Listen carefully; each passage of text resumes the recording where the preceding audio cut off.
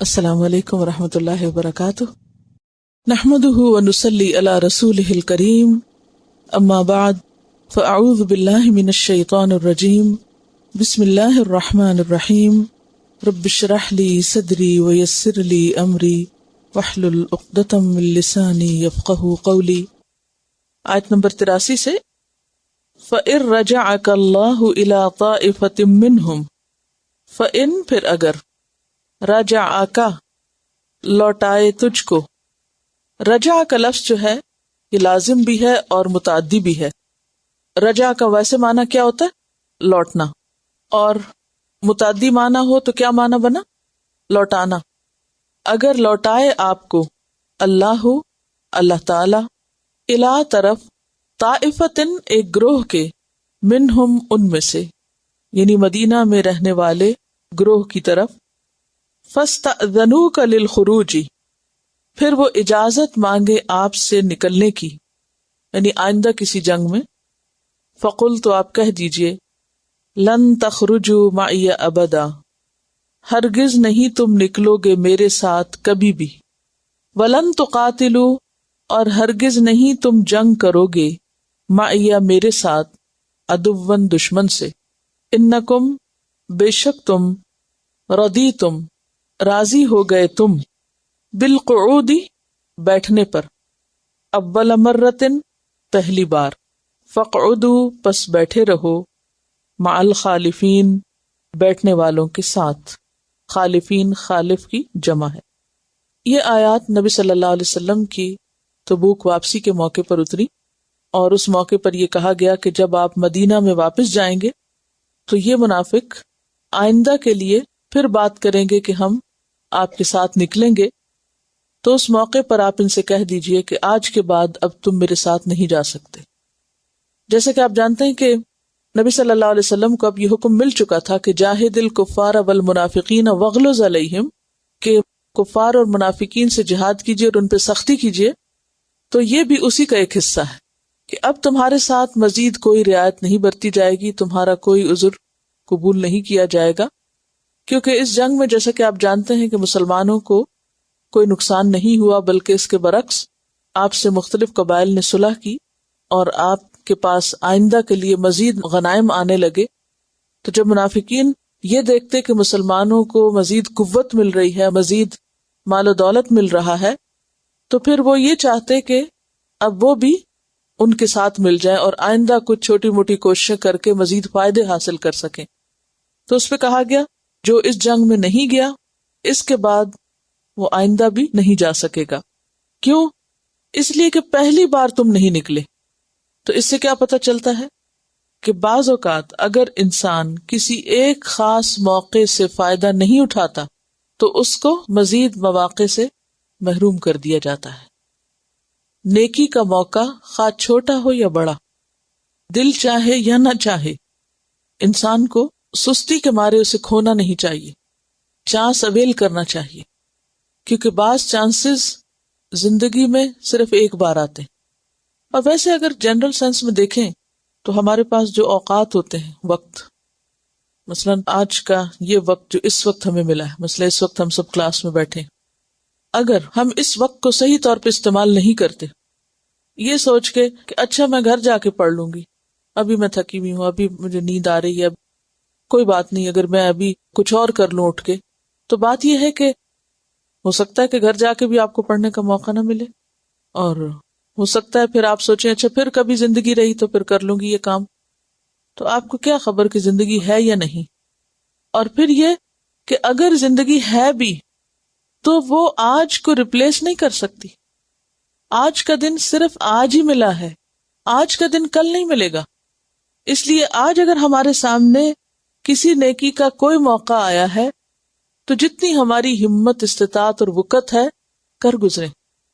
اور کئی دفعہ آپ نے یہ دیکھا ہوگا کہ مثلاً کہیں صدقہ کرنے کا موقع آیا اور اس وقت آپ نے سستی سے کام لیا اور سوچا اچھا پھر کر دوں گی، اور پھر بھول گئے، وہ موقع نکل گیا، ہاتھ سے چلی گئی بات۔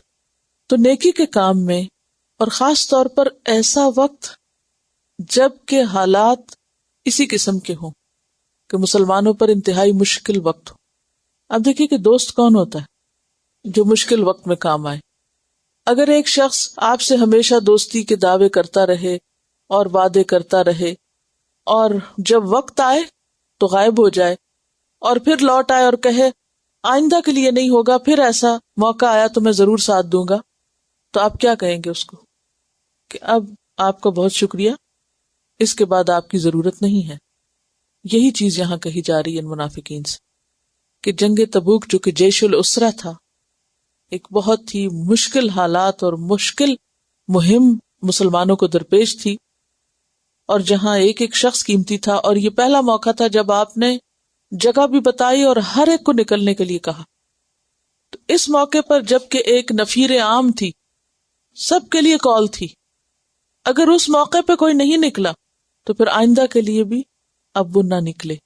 اگر آج کا موقع اس کے بغیر گزر گیا تو آئندہ بھی گزر جائے گا. یہ بالکل ایسے نا جب سے اگر تکلیف دہ حالات ہو، مشکل وقت ہو اور آپ کسی کو مدد کے لیے بلائیں اور کوئی نہ آئے تو پھر آپ کیا سوچتے ہیں کہ گزر گیا، تمہارے بغیر آج بھی گزر گیا، کل بھی گزر جائے گی.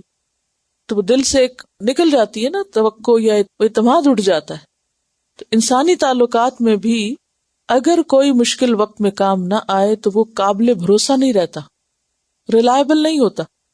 تو اسی طرح دین کے معاملے میں بھی اگر کوئی شخص ضرورت کے وقت کمٹ نہیں کرتا یا اپنی کمٹمنٹ شو نہیں کرتا تو پھر اس کے بعد وہ سرپلس ہو جاتا ہے، غیر ضروری ہو جاتا ہے کہ آج کا دن اگر تمہارے بغیر گزر گیا تو آئندہ بھی گزر جائے گا. سورۃ الفتح میں بھی ایک آیت آتی ہے جس میں یہ کہا گیا کہ سیقول المخلفون اذا انطلقتم الى مغانم لتأخذوها ذرونا نتبعکم، کہ پیچھے چھوڑے جانے والے عنقریب کہیں گے جب تم نکلو گے غنیمتیں حاصل کرنے کے لیے کہ تم انہیں لے سکو، تو وہ کہیں گے ہمیں بھی اپنے ساتھ آنے دو، ہمیں بھی اپنے پیچھے آنے دو.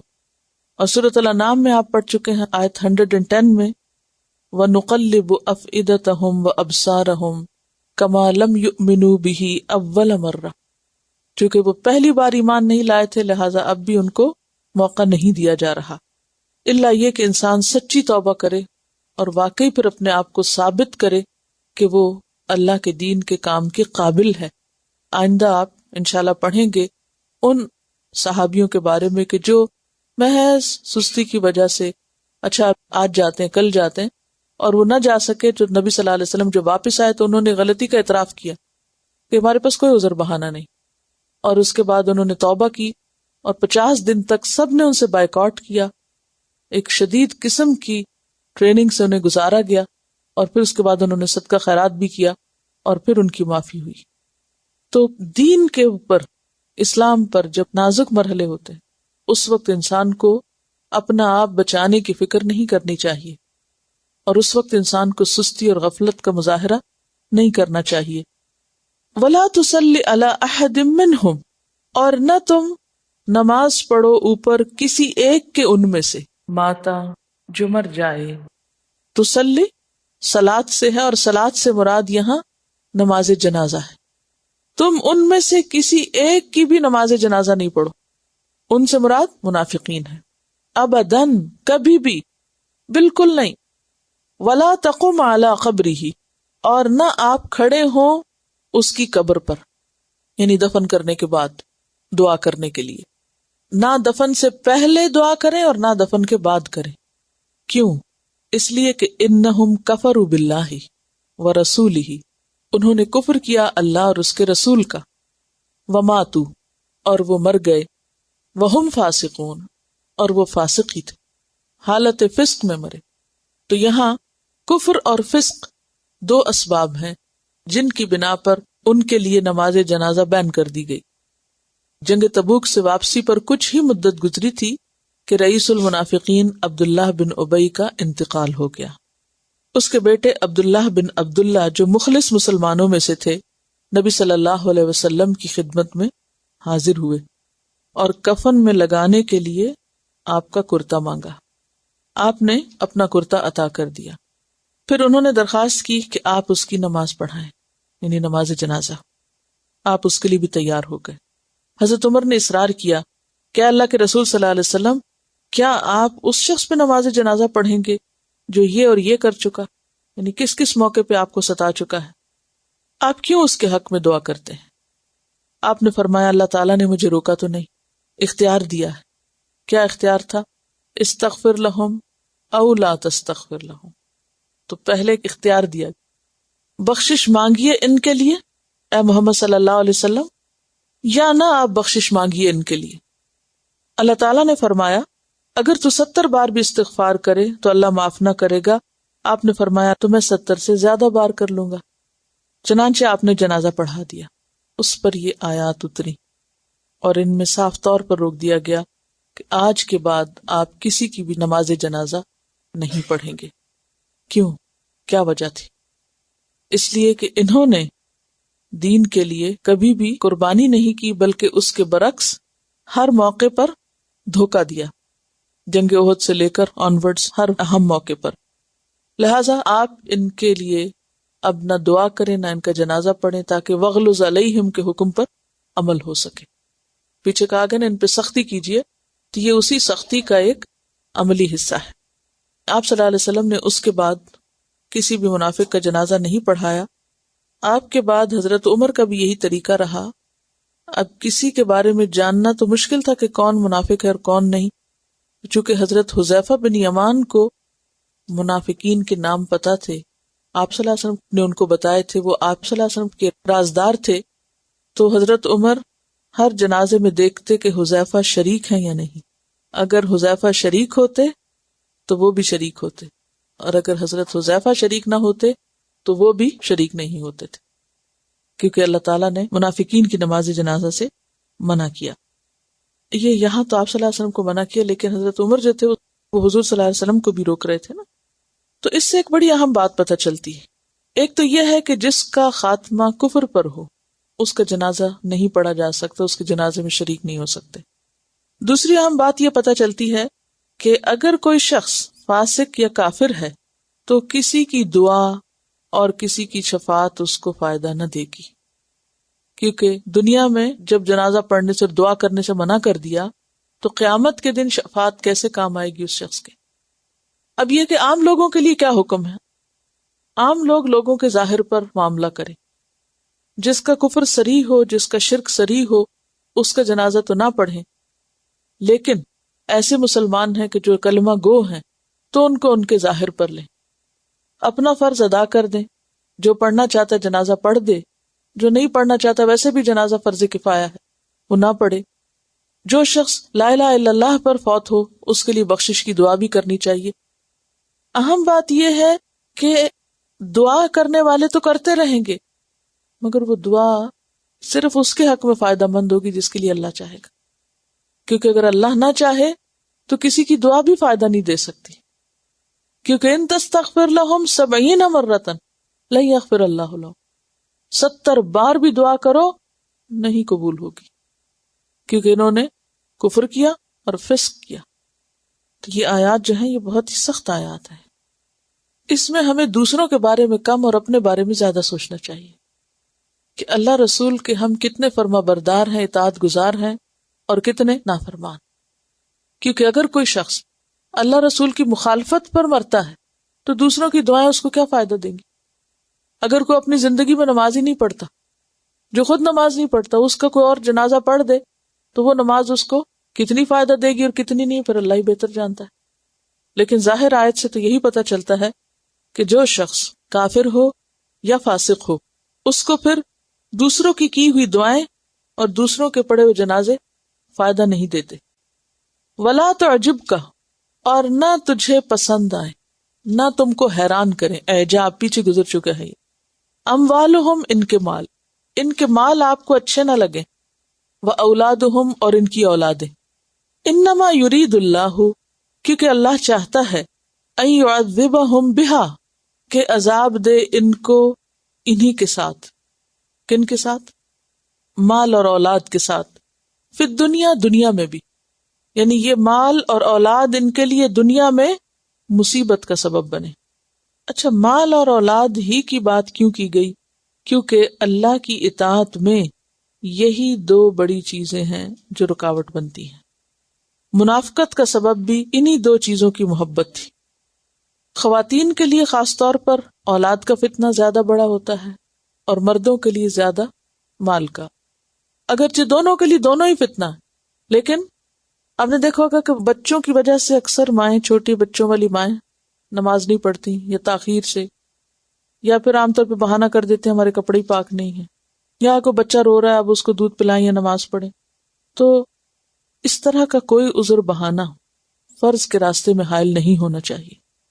جو فرض ہے وہ فرض ہے. اللہ کو پتا تھا کہ بچے چھوٹے ہوں گے اور پریگننسیز ہوں گی اور یہ سارے سلسلے مشکلات کے ہوں گے، لیکن ان کا بہانہ کر کے نمازوں میں کمی نہیں کرنی چاہیے یا فرائض کی ادائیگی نہیں چھوڑنی چاہیے، کیونکہ نماز ایک آخری ایسی چیز ہے کہ جو اللہ اور بندے کے درمیان ایک کنیکشن یا ایک رابطہ بنتی ہے، اور اگر کسی بھی وجہ سے یہ چھوٹ جائے تو وہ رابطہ ٹوٹ جاتا ہے اور انسان پھر پھسلتا جاتا ہے اور پیچھے سے پیچھے ہوتا چلا جاتا ہے. پھر فرمایا وَتَزْهَقَ أَنفُسُهُمْ وَهُمْ كَافِرُونَ، اور نکلے ان کی جانیں اس حال میں کہ وہ کافر ہوں. لہذا جس کی جان کفر کی حالت میں نکل رہی اس کا مال اور اولاد اس کو قیامت کے دن کچھ کام نہ آئے گا. ان الذین کفروا لن تغنی عنہم اموالہم ولا اولادہم من اللہ شیئا، اللہ کے مقابلے میں یہ چیزیں کچھ بھی فائدہ مند نہیں ہو سکتی. وَإِذَا أُنزِلَتْ سُورَةٌ، اور جب اتاری جاتی ہے کوئی سورت. سورت کا لفظ سین واو رے سے ہے. سور کہتے ہیں دیوار کو، جدار. اور دیوار کا کیا کام ہوتا ہے؟ جدا کرتی ہے، الگ الگ کرتی ہے. کس کو؟ ایک گھر کو دوسرے گھر سے. یعنی دو گھروں کے بیچ میں حد فاصل کیا ہوتی ہے؟ دیوار. تو اسی طرح قرآن پاک کے ایک حصے کو دوسرے سے جو الگ کرتی ہے وہ سورت ہوتی ہے. یہ علوم القرآن کی کتاب ہے، قرآن کریم اور اس کے چند مباحث. اس میں پیج نمبر 74 ہے. قرآن پاک کی اکائی آیت ہے جس کا مطلب ہے نشانی. آیتوں سے مل کر صورتیں بنتی ہیں. سورت کا معنی ہے فصیل یعنی دیوار، اور ہر سورت دوسری سورت کے لیے کیا ہے؟ ایک دیوار جو اس کو دوسری سے الگ کر دیتی. لیکن یہ جو سپاروں کی تقسیم ہے یہ بعد کی ہے. سورتوں کی تقسیم جو ہے یہ توقیفی ہے. توقیفی کا کیا مطلب؟ یعنی وحی کے ذریعے آئی ہے، یعنی انسان نے خود نہیں کی. لیکن سپاروں کی تقسیم جو ہے اس کے کرنے والے کا نام صحیح طور پہ معلوم نہیں، لیکن یہ بعد کی پیداوار ہے. اور اس میں بعض اوقات بالکل خیال نہیں رکھا گیا کہ کوئی آیت کہاں ختم ہو رہی ہے، مضمون بھی ختم ہوا یا نہیں ہوا. بالکل ادھوری بات پہ بعض اوقات سپارہ ختم ہو جاتا ہے.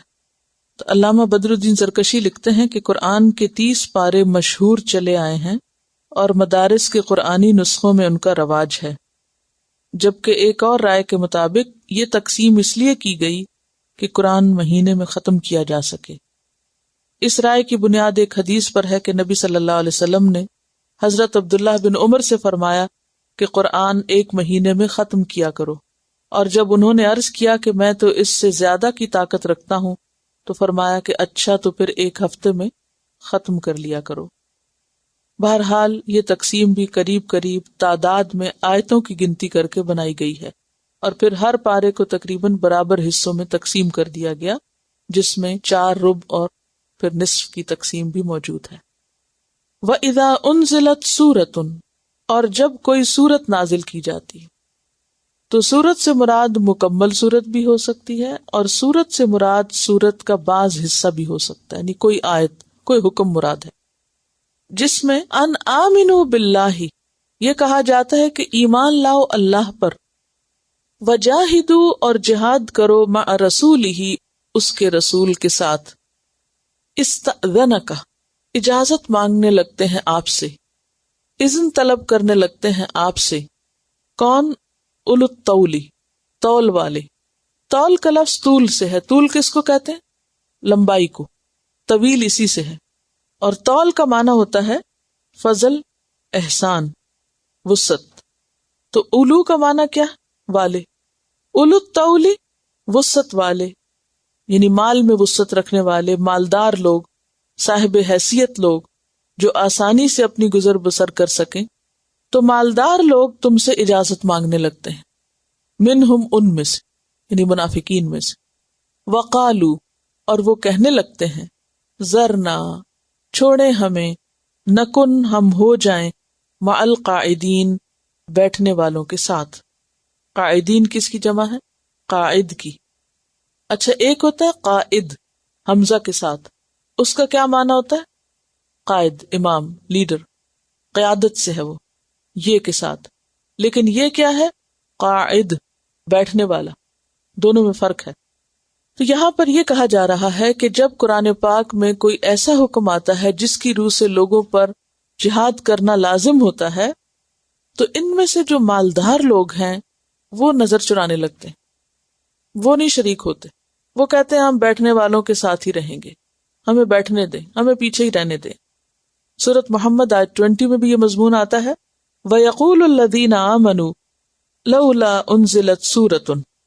ایمان والے کہتے ہیں کوئی سورت کیوں نہیں اتری، یعنی کوئی ایسا حکم کیوں نہیں آیا. فَإِذَا أُنزِلَتْ سُورَةٌ مُحْكَمَةٌ، جب کوئی محکم سورت نازل کی جاتی. محکم کون سی ہوتی؟ جس کا حکم واضح ہو. وَذُكِرَ فِيهَا الْقِتَالُ، اور اس میں جنگ کا ذکر ہو. رَأَيْتَ الَّذِينَ فِي قُلُوبِهِم مَرَضٌ، تم دیکھو گے کہ جن لوگوں کے دلوں میں بیماری ہے.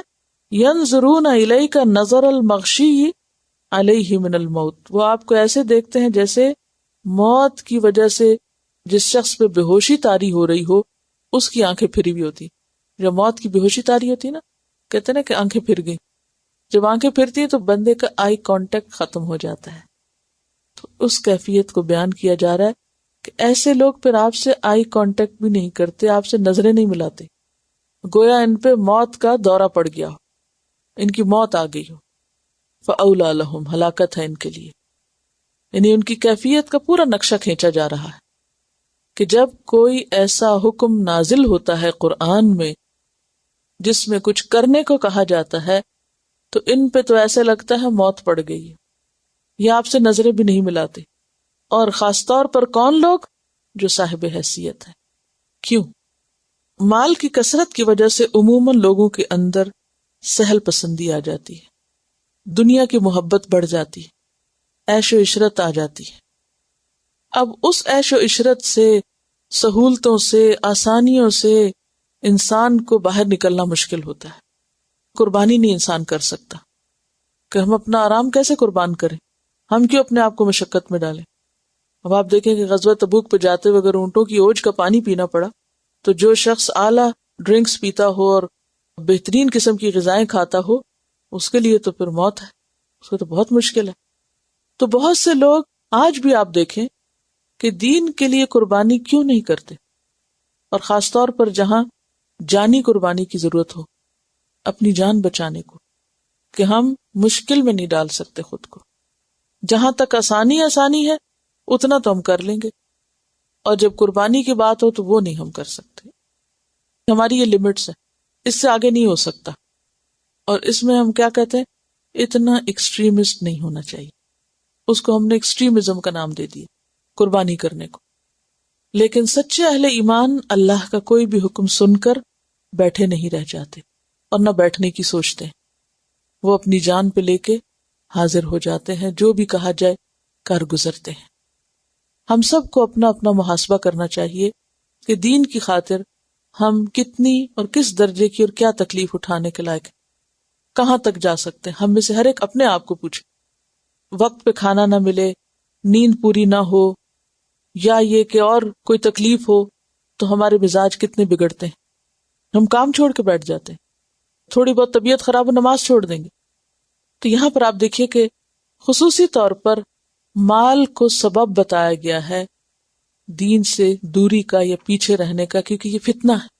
مال کو سنبھالنا، مال کی حفاظت، اور اس سے پہلے مال کو جمع کرنا. یہ منافقین کیا کہتے تھے، اگر ہمارے پاس بھی مال ہو تو ہم خوب صدقہ خیرات کریں اور خوب ہم اللہ کے راستے میں خرچ کریں اور ہم بھی خوب نیکیاں کمائیں. لَنَكُونَنَّ مِنَ الصَّالِحِينَ. لیکن جب مال ملا تو سب بھول گئے. تو بات یہ ہے کہ مال انسان کے لیے فتنہ ہے جب تک کہ اسے صحیح طریقے پہ کما کے صحیح جگہ نہ رکھے، اس کو اللہ کے راستے میں استعمال نہ کرے. وَقَالُوا ذَرْنَا مَعَ الْقَاعِدِينَ. اچھا اس کے برعکس مخلص مومنوں کا کیا حال ہے؟ سورۃ التوبہ کی آیت نمبر 44 میں فرمایا، لا يستأذنك الذین نہیں اجازت مانگیں گے آپ سے وہ لوگ یؤمنون باللہ جو ایمان لاتے ہیں اللہ پر، والیوم الآخر اور یوم آخرت پر، ان یجاہدوا باموالہم وانفسہم واللہ علیم بالمتقین۔ اور اسی طرح آیت نمبر 93 میں بھی یہی بات دہرائی گئی۔ اس کے برعکس اجازت کون مانگنے آتے ہیں؟ وہ لوگ کہ جو مالدار ہیں اور وہ کیا چاہتے ہیں کہ انہیں چھوڑ دیا جائے۔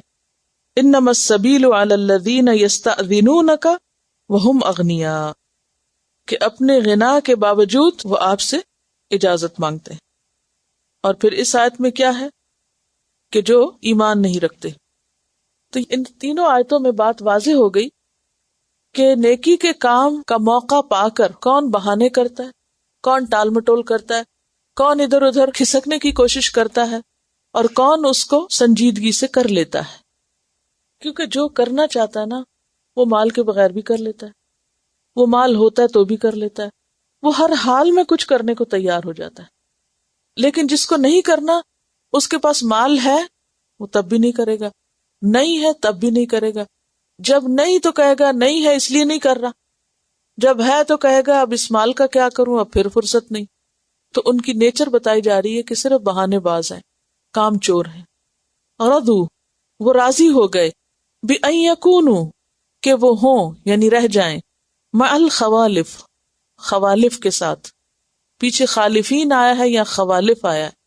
خالفین خالف کی جمع ہے اسم فاعل کے وزن پر، پیچھے رہنے والے، اور یہاں خوالف خالفتن کی جمع ہے۔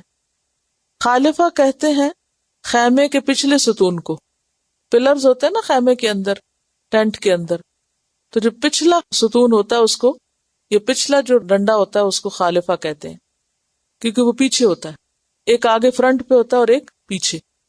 پھر خالفہ کہتے ہیں سفر میں پیچھے رہنے والوں کو، ان عورتوں کے لیے استعمال ہوتا ہے جو سفر میں پیچھے رہ جائیں، کیونکہ عام طور پہ آپ نے دیکھا ہوگا کہ اگر مرد اور عورتیں کسی جگہ نکلیں اور پیدل چلنا ہو تو عورتیں پیچھے رہ جاتی، تو خالفہ پھر پیچھے رہنے والی عورت کے لیے استعمال ہوتا ہے۔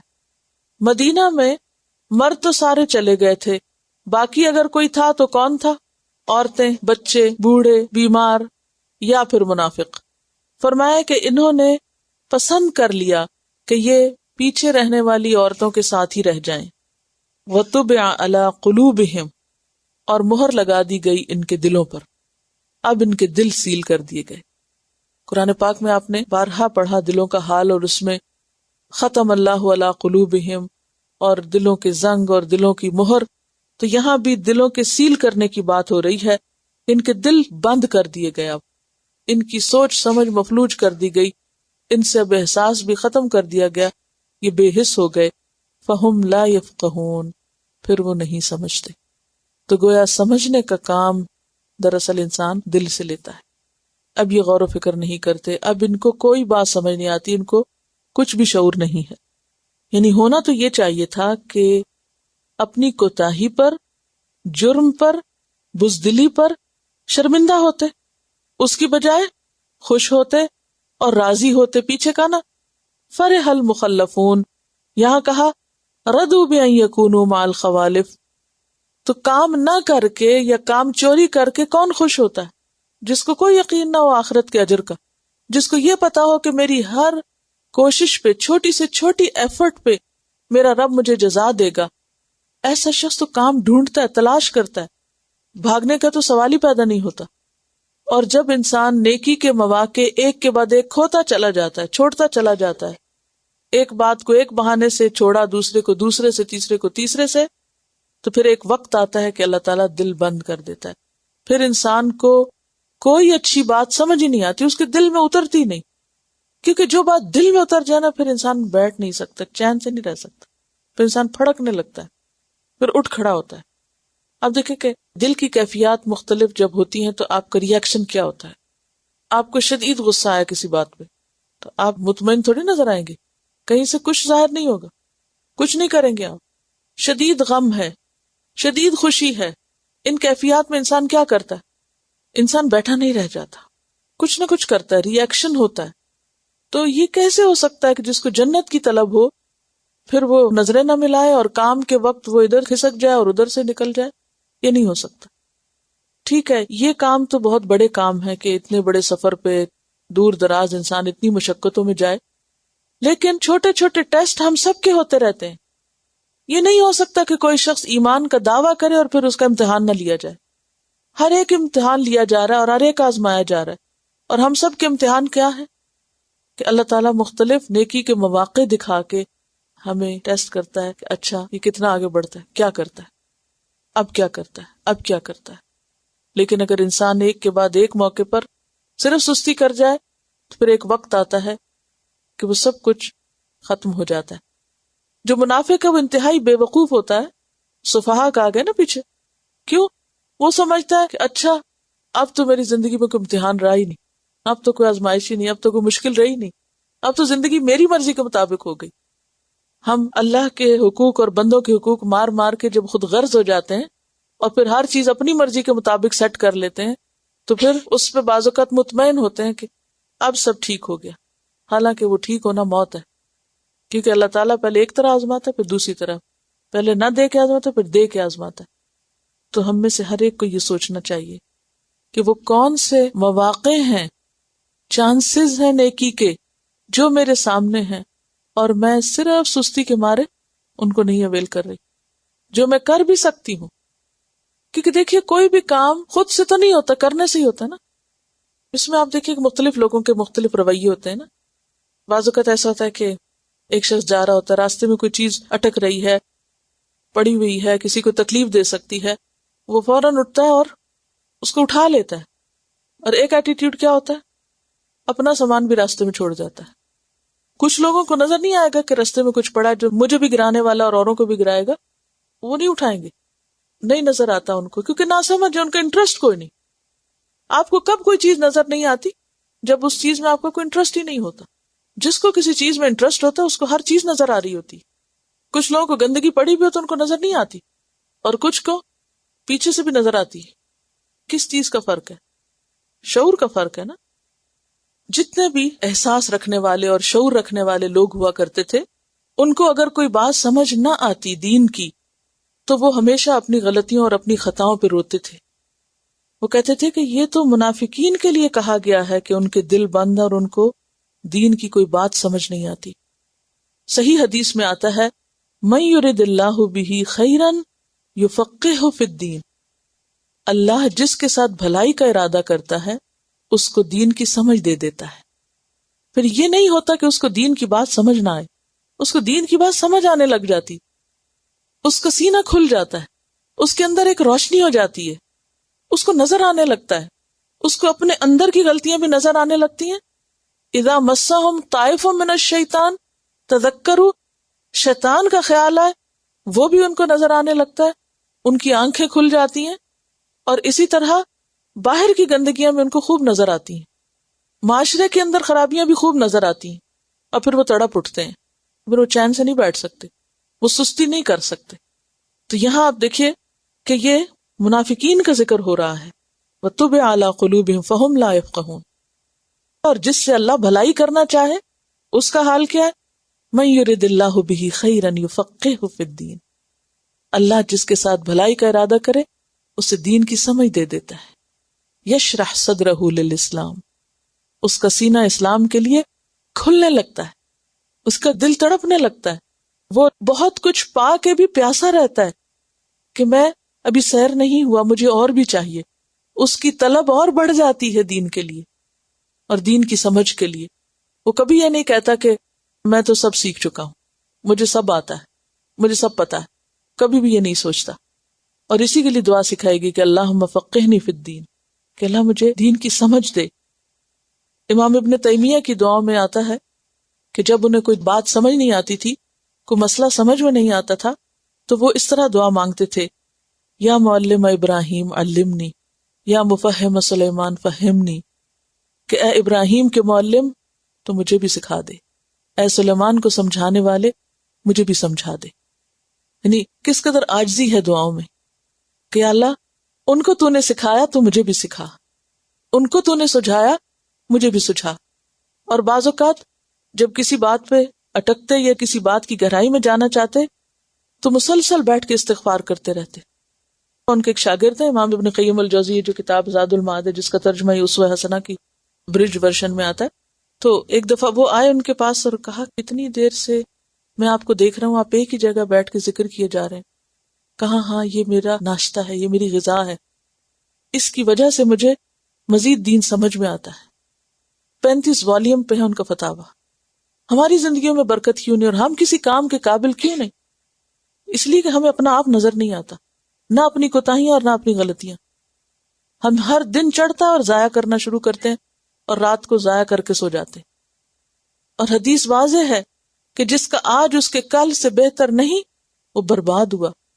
ہم میں سے ہر ایک کو اپنا جائزہ لینا چاہیے کہ کل کے مقابلے میں آج میں نے کیا نئی بات سیکھی، کون سی مزید نیکی کی، کون سا اور اچھا عمل کیا، کیا اور ارادہ باندھا، کیا میں اوپر جا رہی ہوں یا نیچے جا رہی ہوں، کیا میرے قدم خیر کی طرف آگے بڑھ رہے ہیں یا اور پیچھے جا رہے ہیں، میں نے کیا ترقی کی، کیا جو میں نے سوچا، جو نیت کی، جو ارادہ کی وہ پورا بھی کیا، جو وعدے کیے وہ نبھائے. اور اس میں بسا اوقات کچھ بھی نہیں ہوتا، صرف بیٹھے سوچ رہے ہوتے ہیں ادھر باتیں کر ادھر، کبھی وہ کر کبھی وہ کر. جو تعمیری کام ہے، جو کرنا چاہیے وہ نہیں کرتے کیونکہ سمجھ ہی نہیں آتی، شعور ہی کوئی نہیں. تو ہمیں اپنا خود محاسبہ کرنا، اپنے دلوں کی حالت کا بھی جائزہ لینا. کرائیٹیریا کیا ہے، یعنی ٹیسٹ کہاں سے ہوگا کہ ہمیں اللہ کی بات، آخرت کی بات، دین کی بات، قرآن کی بات، نبی صلی اللہ علیہ وسلم کی بات کتنی سمجھ میں آتی، ہماری سمجھ کا لیول کیا ہے. دنیا کے معاملات میں تو ہماری سمجھ بہت آگے ہے، آخر دین کے معاملات میں سمجھ کیوں نہیں کام کرتی؟ اور یہ موقع ہے دنیا میں کہ ہم سنبھل جائیں. مرنے کے بعد تو سنبھلنے کا کوئی موقع نہیں ہوگا. تو اس کے لیے دعا بھی کریں، استغفار بھی کریں، صدقہ بھی کریں اور محنت بھی کریں. کیونکہ اگلی آیت میں آپ دیکھیں لیکن الرسول، لیکن رسول، والذین آمنوا معہ، اور وہ لوگ جو آپ کے ساتھ ایمان لائے، جاہدوا باموالہم وانفسہم، وہ اپنے مالوں اور جانوں کے ساتھ جہاد کرتے، محنت کرتے، محنتی لوگ ہیں. جوہد کا کیا معنی پڑا تھا پیچھے؟ مشقت، کوشش، محنت. وہ محنت کرتے ہیں اور ہم ایک دین میں ہی محنت نہیں کرتے. دنیاوی معاملات میں اپنے کو خوب تھکاتے ہیں لیکن دین کے معاملے میں تھکنا نہیں چاہتے. لیکن رسول کا اسوہ کیا ہے؟ ایمان والوں کا اسوہ حسنہ کیا ہے؟ جاہدوا باموالہم وانفسہم واولئک لہم الخیرات، ایسے لوگوں کے لیے بھلائیاں ہیں. خیرات، خیرت ان کی جمع، ایسے لوگوں کے لیے پھر خیر ہی خیر ہے، بھلائی ہی بھلائی ہے، پھر ان کا انجام اچھا ہے. اب دو کردار آمنے سامنے رکھ دیے. ایک منافقین کا کردار ہے جس میں غفلت، سستی، کام چوری اور خصوصاً دین کے ساتھ ان کی بیزاری، اور دوسری طرف اہل ایمان کہ جو اللہ کے راستے میں اپنا مال اور جان ہر وقت پیش کرنے کو حاضر، کسی کام سے پیچھے نہیں رہیں گے. اور اس کو آپ دیکھ سکتے ہیں عام طور پر بعض اوقات آپ کسی شخص سے دین کے کام میں کوئی تعاون چاہیں تو وہ اپنا ذاتی کام چھوڑ کے بھی آگے بڑھیں گے، اور کچھ لوگوں کو اگر کہیں تو فوراً کوئی نہ کوئی عذر بہانہ پیش کر دیں گے، کچھ اور سجیسٹ کر دیں گے، آپ فلاں سے کہہ دیں، میری بجائے آپ فلاں سے کہہ دیں، وہ فلاں کر دے گا. تو جب آپ اس طرح کے مشورے دیں تو پھر آپ کے اپنے ہی چانسز ختم ہوں گے. کیا اللہ نہیں دیکھتا کہ ایک شخص حقیقی مجبور معذور ہے یا وہ کام چور ہے؟ تو کام چوری انسان سے وہ صلاحیت چھین لیتی ہے، اللہ کی طرف سے وہ توفیق چھن جاتی ہے کام چوروں سے. اور آپ یہ دیکھیں گے کہ اگر آپ 1 2 3 دفعہ پیچھے پیچھے ہٹیں گے وہ نیچے جا گریں گے. کیونکہ امتحان ہے نا، یا تو آپ پہاڑ چڑھیں گے جو ہے مشکل، اور یا آپ نیچے گریں گے، بیچ میں نہیں کھڑے ہو سکتے. تو اگر کامیاب ہونا تو یہ پہاڑ چڑھنا ہی ہے، اور پہاڑ چڑھنے میں مشقت تو ہوگی. وَأُولَئِكَ لَهُمُ الْخَيْرَاتُ وَأُولَئِكَ هُمُ الْمُفْلِحُونَ، اور یہی لوگ وہی دراصل فلاح پانے والے ہیں.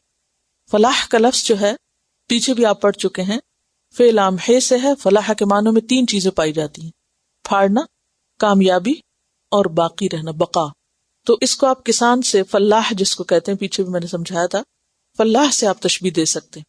فلاح سب سے پہلے کیا کرتا ہے؟ ہل چلاتا ہے. اور ہل چلانا مشکل ترین کاموں میں سے، آسان نہیں ہوتا. جب لوگ پہلے خود چلاتے تھے، اب تو خیر مشینیں وغیرہ آ گئی ہیں، لیکن یہ جو باہر کی آ رہی ہیں، کبھی آپ نے دیکھا ہوگا تھوڑا سا بھی آپ ان کی مٹی کو اکھاڑنے کی کوشش کریں جو جمی ہوئی، تو کتنی مشکل ہوتی ہے نا. اور پھر اگر جانوروں کی مدد سے جو لوگ ہل چلاتے تھے، تو وہ سب سے پہلا مرحلہ ہوتا ہے کچھ بھی زمین سے حاصل کرنے کا یا فائدہ اٹھانے کا، تو وہ پہلا مرحلہ انتہائی مشقت والا ہوتا ہے. تو فلاح کا ایک معنی ہوتا پھاڑنا، زمین پھاڑنا، ہل چلانا. دوسرا معنی ہوتا ہے کامیابی، کہ جس نے زمین نرم کر لی وہ کامیاب ہو گیا. اگلا مرحلہ اس کو مل جائے گا کہ اس کا بیج زمین میں چلا جائے گا اور وہ اگے گا. اور تیسرا معنی اس میں ہوتا ہے بقا، یعنی پھر وہ اس کا نفع بھی حاصل کر لے گا. ہل چلانا، فصل اگانا اور اس کا پروفٹ حاصل کرنا. جس نے پروفٹ حاصل کر لیا فصل اگا کے، وہ ہے کامیاب. صرف ہل چلانے سے بھی بات نہیں بنے گی، صرف فصل اگانے سے بھی بات نہیں بنے گی، جب تک کہ آپ اس کو کاٹ نہ لیں. اگر آپ آخری مرحلے پہ بھی غافل ہو گئے اور کاٹے نہیں تو کیا ہوگا؟ تو بھی آپ کامیاب نہیں. تو یہ اس کے 3 درجے یا 3 حصے یا 3 سٹیپس جو ہیں پورے ہونے چاہیے.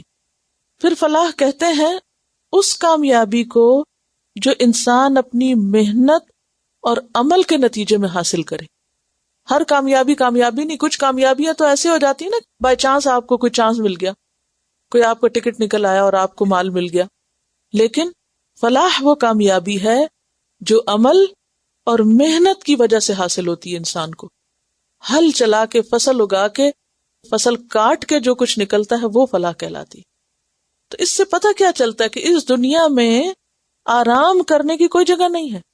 یہ دنیا آرام کے لیے نہیں ملی. اور اگر ہمارا سارا دن یہی خیال رہے کہ آرام کس وقت کریں، اور ہائے ہم نے آرام نہیں کیا، اور آرام کب ہمیں ملے گا، اور کب آرام کی گھڑی آئے گی، اور کب میں آرام سکون سے رہ سکوں گی، اگر ہماری یہی منزل اور یہی مقصد ہے تو بہت بڑے دھوکے میں ہم. یہاں تو کامیاب ہونے والے کے لیے کوئی آرام نہیں ہے.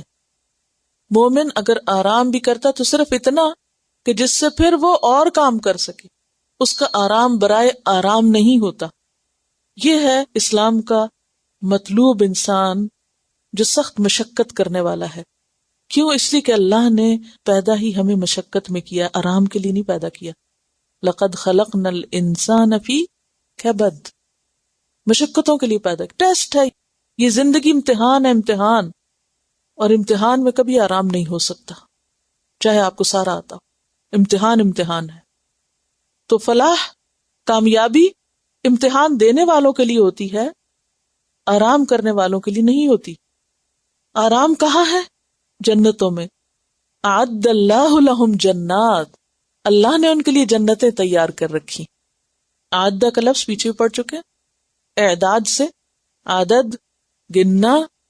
ابن قیم نے ذکر کے بارے میں بڑی خوبصورت بات کی کہ مومن جب ذکر کرتا ہے تو فرشتے اس کی جنت تعمیر کرتے رہتے ہیں، اور جب وہ ذکر چھوڑ دیتا ہے تو وہ بھی کام چھوڑ دیتے ہیں. یعنی ایک ایک برک رکھی جاتی ہے نا. ہر ذکر کیا ہے؟ ایک درخت اگتا ہے نا، وہ جسے حدیث میں بھی آتا ہے کہ جنت اور جہنم کیا ہے؟ چٹیل میدان ہے. تو جب انسان نیک کام کرتا ہے تو جنت میں درخت اگتے ہیں، اور اسی طرح جنت تعمیر ہوتی ہے، تیار ہو رہی ہوتی ہے. ادھر سے آپ کام چھوڑیں اور ادھر سے وہاں کام چھوٹ جاتا ہے، وہ چھٹی کر جاتا ہے. ٹھیک ہے تمہیں نہیں کام کرنا تو بیٹھو، یہاں بھی کچھ نہیں. یعنی جنت کو مفت خوروں کی جگہ نہیں ہے، آرام پسند اور سست لوگوں کے لیے نہیں ہے. اس کے لیے تو یہ ساری کوالٹیز اور یہ سارے کام کرنے پڑیں گے جس کا مطالبہ کیا جا رہا ہے.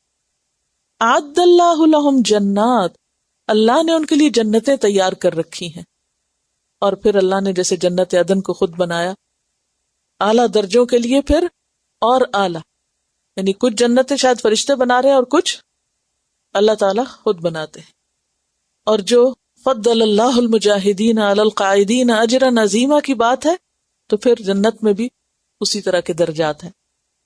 تجری من تحتها الانہار خالدین فیہا، جس کے نیچے نہریں بہ رہی ہیں وہ اس میں ہمیشہ رہیں گے. ذالک الفوز العظیم، یہی ہے کامیابی بہت بڑی، یہی اصل بڑی کامیابی ہے. وجاء المعذرون، اور آ گئے بہانے باز. معذرون کا لفظ عذر سے، عذر کرنے والے. جب حقیقی عذر نہ ہو تو عذر کرنے والے کو معذر کہا جاتا ہے، جو ذمہ داری سے بچنے کے لیے بہانے کرے.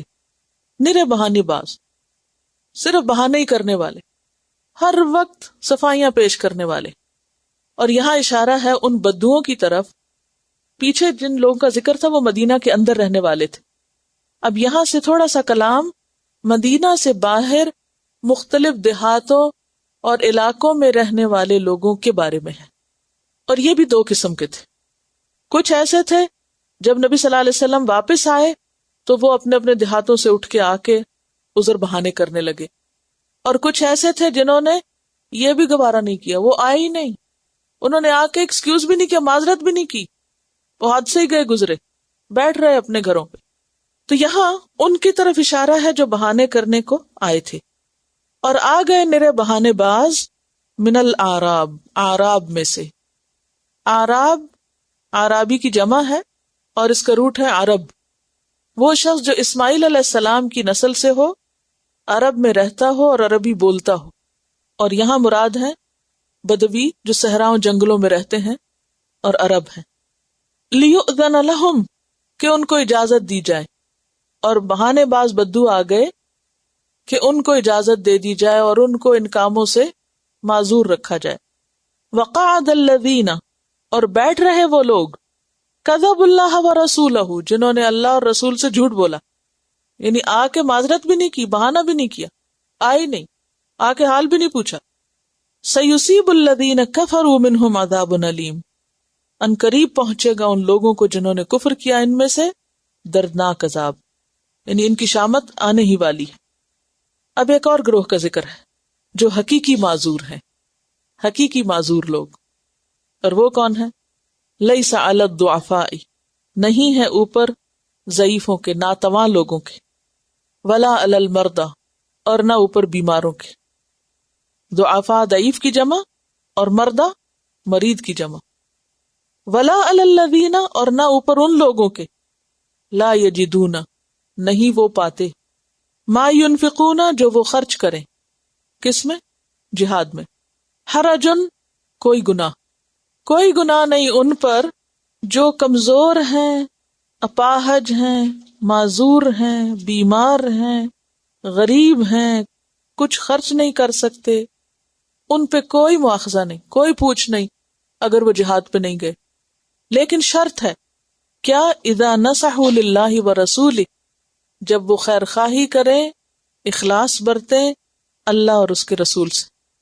اللہ رسول کے خیر خواہ ہوں، دلوں میں اللہ کی محبت ہو، ظاہری اور باطنی طور پر اللہ رسول کے ساتھ ہوں، خلوص رکھیں، تو ان پر کوئی پکڑ نہیں. ما علی المحسنین من سبیل، نہیں محسنین پر کوئی سبیل، کوئی مواخذہ. سبیل بمانا مواخذہ.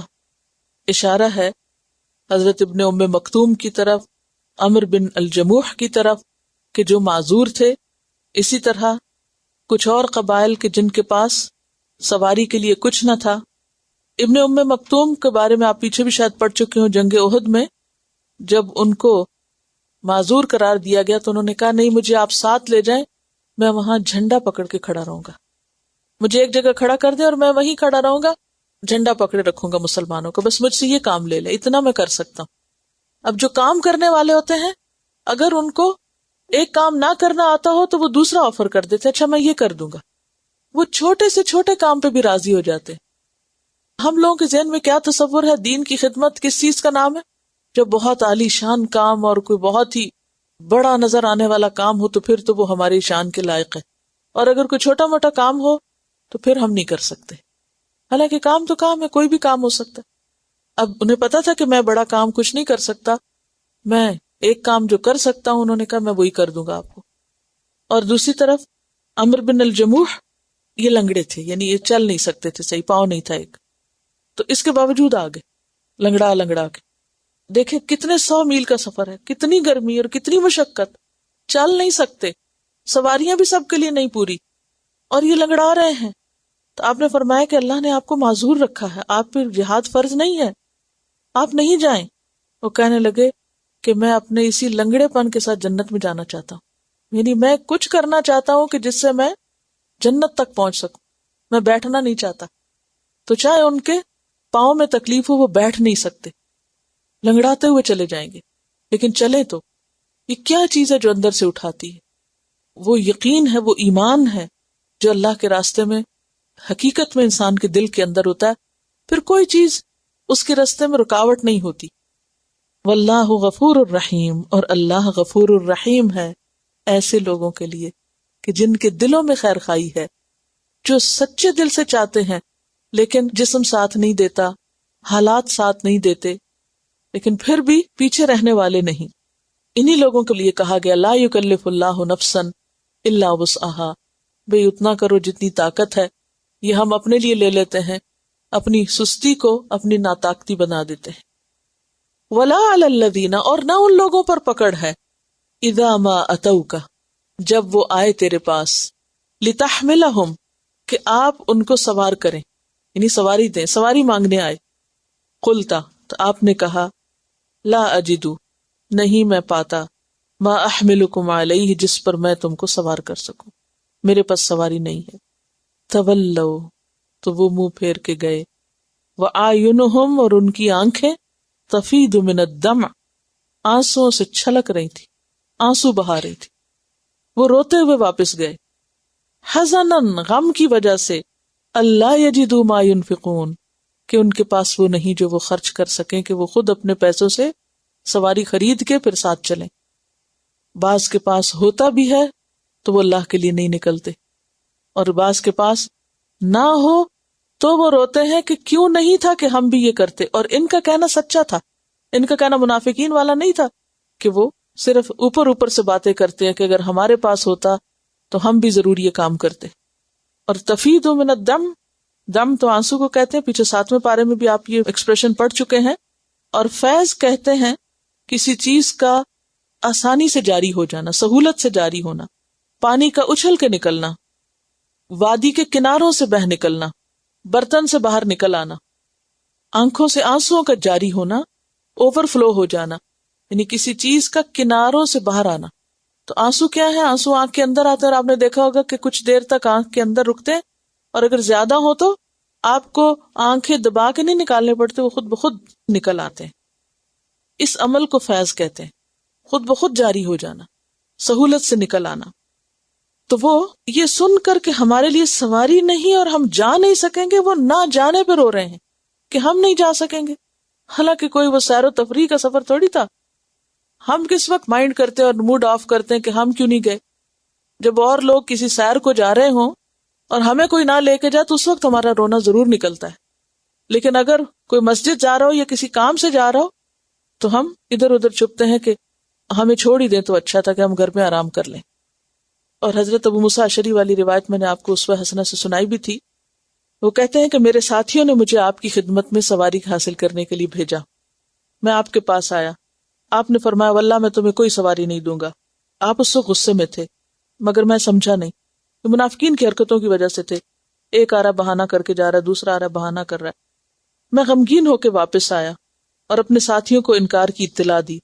مجھے ایک غم تو یہ تھا کہ آپ نے ہمیں سواری نہ دی، دوسرا یہ کہ آپ کہیں مجھ سے خفا نہ ہو، یعنی آپ نے غصے سے کیوں بات کیے ہیں۔ تھوڑی ہی دیر گزری تھی کہ میں نے سنا کہ بلال مجھے پکار رہے ہیں، میں نے جواب دیا، کہنے لگے چلو رسول اللہ صلی اللہ علیہ وسلم تمہیں بلا رہے ہیں۔ میں حاضر خدمت ہوا تو آپ نے فرمایا یہ اونٹ کے جوڑے ہیں، 6 اونٹ لے لو اور اپنے ساتھیوں سے کہنا کہ یہ اونٹ اللہ نے یا اللہ کے رسول نے تمہیں سواری کے لیے دیے، انہیں کام میں لاؤ۔ اور بخاری کی دوسری حدیث میں آتا ہے کہ حضرت ابو موسیٰ نے آپ سے پوچھا کہ آپ نے تو سواری نہ دینے کی قسم کھائی تھی، کیونکہ آپ نے کہا تھا واللہ میں تمہیں کوئی سواری نہیں دوں گا۔ آپ نے فرمایا جب مجھے بہتر عمل کرنے کا موقع ملتا ہے تو میں وہ کام کر لیتا ہوں اور قسم کا کفارہ دے دیتا ہوں۔ تو اس وقت آپ نے ایک تو غصے کی وجہ سے کہا، اور دوسرا شاید اس وقت آپ کے پاس سواری تھی بھی نہیں، تو جو ہی چیز آئی تو آپ نے فوراً اپنی قسم توڑ دی، کفارہ دے دیا اور کام کر لیا۔ تو بات یہ ہے کہ کچھ لوگ ایسے ہیں جو جانے پہ روتے ہیں اور کچھ لوگ نیکی کے کام سے محروم ہونے پہ روتے ہیں۔ ایسے ہی لوگوں کے بارے میں آپ صلی اللہ علیہ وسلم نے فرمایا تمہارے پیچھے مدینہ میں کچھ لوگ ایسے ہیں کہ تم جس وادی کو طے کرتے رہے، جس راستے پہ بھی چلے، وہ تمہارے ساتھ اجر میں برابر کے شریک ہیں۔ صحابہ نے پوچھا یہ کیسے، جبکہ وہ مدینہ میں بیٹھے ہیں اور ہم اتنی مشقت کاٹ رہے ہیں؟ فرمایا حبسہم العذر، ان کو عذر نے روکا ہے، وہ مجبوری سے رکے، وہ رکنے والے نہیں تھے، کیونکہ اجر تو اللہ کے پاس ہے. اللہ بہتر جانتا ہوتا ہے کہ کون شخص کسی مجبوری کی وجہ سے کسی نیکی کے کام میں پیچھے ہے اور کون محض سستی کے مارے اور جان بچانے کے لیے اور اپنے آپ کو مشقت میں پڑنے سے روکنے کے لیے کہ ہم مشکل نہیں اٹھا سکتے.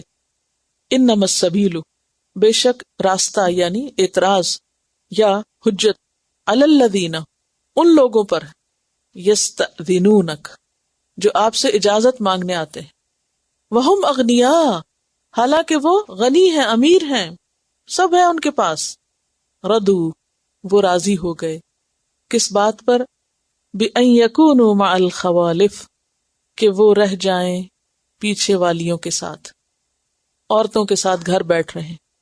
وَطَبَعَ اللَّهُ عَلَى قُلُوبِهِمْ، اور اللہ نے مہر لگا دی ان کے دلوں پر، فَهُمْ لَا يَعْلَمُونَ، پس وہ علم نہیں رکھتے. پیچھے کہا فقہ نہیں رکھتے، یہاں فرمایا علم نہیں رکھتے، کیونکہ علم اللہ کی نعمتوں میں سے بہت بڑی نعمت ہے جو اسی کو ملتی ہے جو طلب کرتا ہے، جو واقعی پھر اہل ہوتا ہے. تو وہ علم نہیں رکھتے، اور اس بات کا خاص طور پر نہیں رکھتے کہ وہ کتنا بڑا نقصان کر چکے ہیں. اور تبع کا لفظ کسی چیز کا انتہا کو پہنچنا، تبع مہر کو بھی کہتے ہیں، سیل کو بھی کہتے ہیں، سٹیمپ کو، کیونکہ جب کوئی چیز مثلا بوٹل بھر جاتی تو پھر آپ کیا کرتے ہیں، اس کو سیل کر دیتے ہیں. تو کسی چیز کا اپنی انتہا کو پہنچنا تبع، یعنی یہ اب حد ہو گئی، انتہا کو پہنچ گئی یہ لوگ، لہٰذا اب مزید نہ کوئی چیز ان کے اندر جائے گی اور نہ ان سے کوئی خیر نکلے گی، لہٰذا سیلڈ، بند. ڈاک کے ٹکٹ کو بھی توابع کہتے ہیں.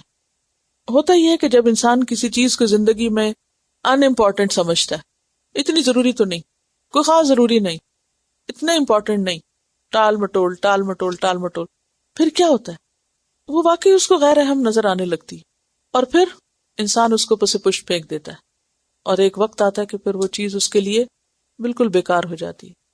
اسی طرح نیکی کے مواقع، دین کی خدمت، دین کے لیے قربانی کرنا، اگر انسان کے دل کے کسی گوشے میں کچھ بھی شوق نہیں تو کیا ہوتا ہے، وہ چیز انسان کے لیے آہستہ آہستہ آہستہ اتنی غیر اہم ہو جاتی ہے کہ انسان پھر اس کو اپنی پرائرٹی لسٹ میں سے بھی نکال کے کاٹ دیتا ہے.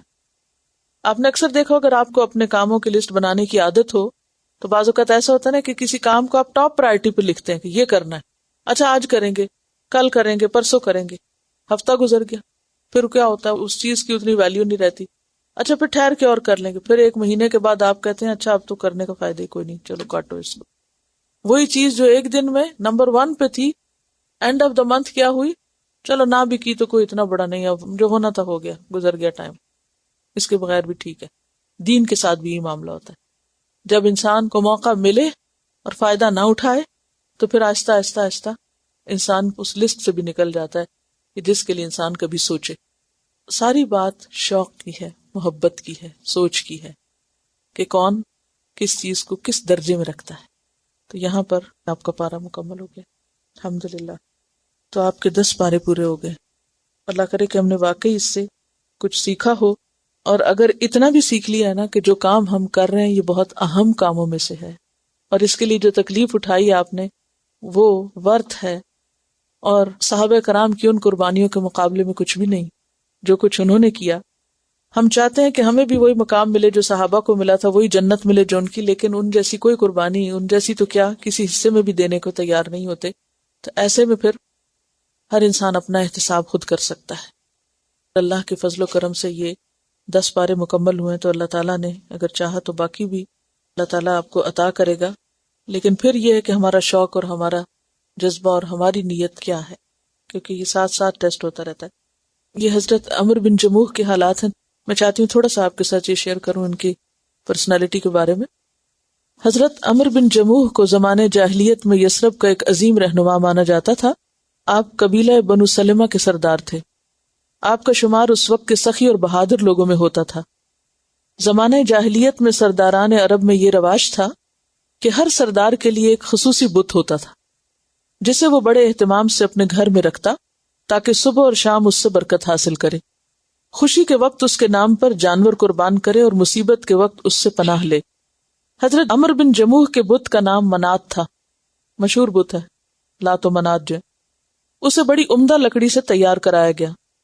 گھر میں اس کی بڑی نگہداشت ہوتی، انتہائی عقیدت کے ساتھ اسے اعلیٰ قسم کے عطر لگائے جاتے. عمر بن جموح کی عمر تقریباً 60 سال تھی جب ایمان کی کرنیں یکے بعد دیگرے یثرب کے ہر گھر پہ ضیاءپاشی کرنے لگیں.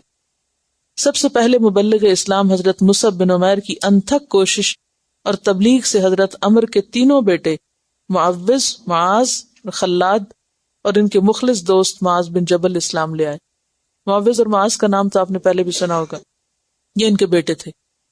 اپنے بیٹوں سے متاثر ہو کے ان کی والدہ ہند بھی مسلمان ہو گئی، لیکن عمر بن جموح کو اس بات کا پتہ نہ چلا کہ اس کے سارے گھر والے مسلمان ہو چکے ہیں. حضرت عمر کی اہلیہ ہند نے سوچا کہ اس وقت اہل یثرب کی اکثریت نے اسلام قبول کر لیا ہے.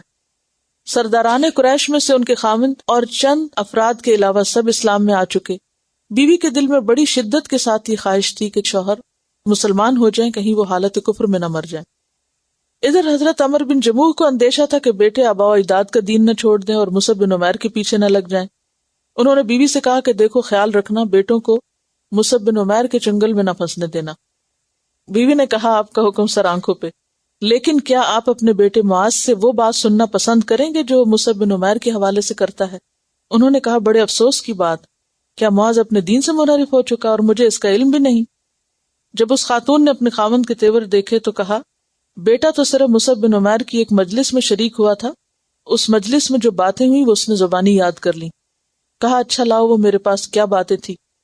بیٹے کو بلایا تو وہ سورۃ فاتحہ پڑھ رہے تھے، یہ وہ جو حضرت مصعب سے سیکھ کر آئے تھے. سن کے کہنے لگے یہ تو بہت عمدہ کلام ہے، کیا اس شخص کی ہر بات اسی طرح کی ہوتی ہے؟ حضرت معاذ نے کہا اس سے بھی عمدہ، آپ کی تو پوری قوم ان کے ہاتھ پہ بیعت کر چکی ہے، آپ نہیں کریں گے؟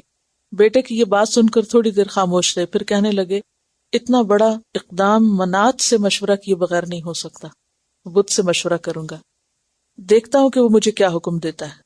بیٹے نے کہا ابا جان یہ ممکن نہیں کہ منات آپ سے بات کرے، تو لکڑی کا بت ہے جس میں نہ سننے کی صلاحیت ہے نہ جواب دینے کی. باپ غصے سے بولا میں نے تجھے ایک دفعہ کہہ دیا ہے کہ میں اس وقت تک کوئی فیصلہ نہیں کروں گا جب تک منات سے نہ پوچھوں. اٹھ کے منات کی طرف گئے. ان کا طریقہ یہ تھا کہ جب منات سے کوئی بات کرنا ہوتی تو پیچھے اوٹ میں ایک بڑھیا عورت کو کھڑا کر دیتے، اور اس سلسلے میں ان کا خیال یہ تھا کہ بڑھیا میرے ہر سوال کا وہی جواب دیتی ہے جو منات اس کے دل میں ڈالتا ہے.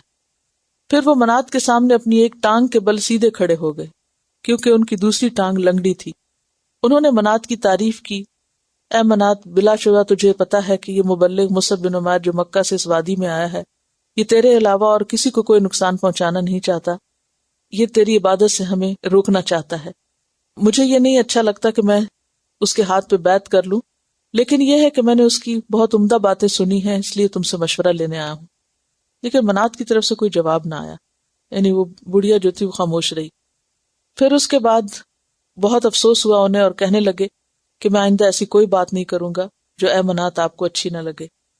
عمر بن جموح کے تینوں بیٹے جانتے تھے کہ باپ کا منات سے بہت گہرا تعلق ہے، لہذا انہوں نے ایک طریقہ سوچا کہ کسی طرح منات کے ساتھ کچھ ایسا کیا جائے کہ ان کی محبت نکل جائے. یہ تینوں بیٹے معاذ بن جبل کے ساتھ وہ بھی مسلمان ہو چکے تھے. رات کی تاریکی میں منات کے پاس آئے، اسے اٹھایا اور دور جا کے گڑھے میں پھینک دیا جہاں بنو سلمہ اپنی گندگی پھینکا کرتے تھے، اور چپکے سے لوٹ آئے، کسی کو پتہ نہ چلا. جب عمر صبح سلام کرنے کے لیے گئے تو دیکھا کہ بت نہیں. کہا کہ افسوس ہمارے بت کو کسی نے غائب کر دیا. اہل خانہ میں سے کسی نے کوئی جواب نہ دیا اور بہت غصے سے باہر نکل گئے اور تلاش کرتے کرتے دیکھا کہ منات تو اندھا پڑا ہے گندگی کے ڈھیر پر. دوبارہ دھویا، صاف کیا، نکالا، خوشبو لگائی اور پھر اس کے آگے کھڑے ہو کے کہنے لگے اگر مجھے پتہ چل جاتا اس شخص کا کہ جس نے یہ سلوک تیرے ساتھ کیا تو میں اسے بہت ذلیل کرتا. دوسری رات ہوئی، بیٹے پھر وہیں پھینک آئے، پھر منات غائب ہے، پھر وہی چیز ہوئی، پھر تیسری رات وہی کیا. جب بیٹوں کو یقین ہوا کہ باپ گہری نیند سو گیا ہے، پھر منات کے پاس آئے، اس کی گردن سے تلوار اتاری اور اس جگہ پر مرا ہوا کتا باندھ دیا اور اس کو بنی سلمہ کے کنویں میں پھینک آئے جس میں گندا پانی جمع ہوتا تھا. جب باپ صبح اٹھے تو دیکھا کہ منات غائب، دیکھا تو وہ وہاں پر کتا بندھا ہوا اور اس میں لٹکا پڑا. اس وقت ان کو ہوش آئی اور کہنے لگے اللہ کی قسم اگر تو مشکل کشا ہوتا تو اور کتا ایک ساتھ کنویں میں نہ پڑا ہوتا. اور اسی وقت پر مسلمان ہو گئے. مسلمان ہونے کے بعد انہیں اس بات کا انتہائی افسوس تھا کہ کس طرح وہ شرک کے اوپر جمے رہے اور اس کے بعد یہ ہوا کہ غزوہ احد ہوا.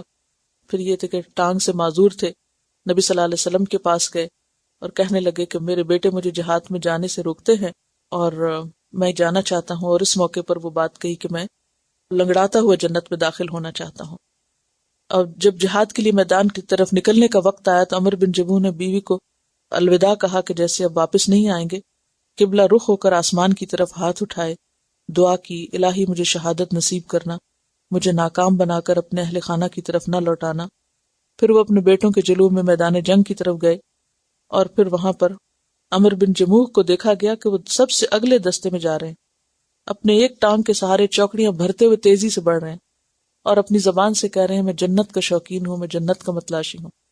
پیچھے بیٹا خلاد آ رہا تھا اور وہ یک کے بعد دیگرے دونوں اس جنگ میں شہید ہو گئے. جب جنگ ختم ہوئی تو نبی صلی اللہ علیہ وسلم شہداء کی طرف تشریف لے گئے. آپ نے ارشاد فرمایا شہداء اسلام کو خون اور زخموں کی حالت میں رہنے دو، کیونکہ قیامت کے دن یہ خون جو ہے اس میں کستوری کی خوشبو ہوگی.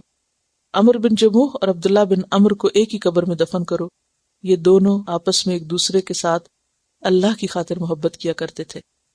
حضرت عمر بن جموح اور ان کے ساتھی جو ہیں وہ احد کے میدان میں شہیدوں میں دفن ہیں. یہ میں نے اس کو جلدی جلدی پڑھ کے خلاصہ کیا ہے تاکہ وقت آپ کا بچ سکے. اس کو اگر آپ اپنے کسی بچے کو یا کسی کو بھی سنائیں یا شیئر کریں تو بچے ایسی سٹوریز بہت دلچسپی سے سنتے ہیں کہ بت کو اٹھایا، یوں پھینکا، پھر وہ لائے، پھر انشاءاللہ ایک تو شرک کا بالکل صفایا ہو جائے گا بچوں کے ذہن سے کہ ہاں واقعی وہ اپنے آپ کو سنبھال نہیں سکتے تو کسی دوسرے کے لیے کیا کر سکتے. لیکن جو سیکھنے کی بات یہ ہے کہ ایک صحابی جن کا پاؤں نہیں ہے، چل نہیں سکتے، وہ بنفس نفیس اگلے دستے میں جا کے میدان جنگ میں موجود ہیں اور شہید ہوتے ہیں اور ان شہداء میں شریک ہیں. یہ کیا چیز تھی؟ یہ ایمان تھا، سچا ایمان. حالانکہ 60 سال کی زندگی تو شرک پہ گزری تھی. جو سچا ایمان ہوتا ہے وہ انسان کو اندر باہر سے تبدیل کر دیتا ہے. اس سے کوئی فرق نہیں پڑتا کیونکہ 60 سال کا یا 70 سال کا ہے. تو کبھی ہمیں اپنی عمر اور کبھی بیماری کسی چیز کو عذر نہیں بنانا چاہیے. وآخر دعوانا ان الحمد للہ رب العالمین. سبحانک اللہم وبحمدک نشہد ان لا الہ الا انت نستغفرک ونتوب الیک. السلام علیکم ورحمۃ اللہ وبرکاتہ.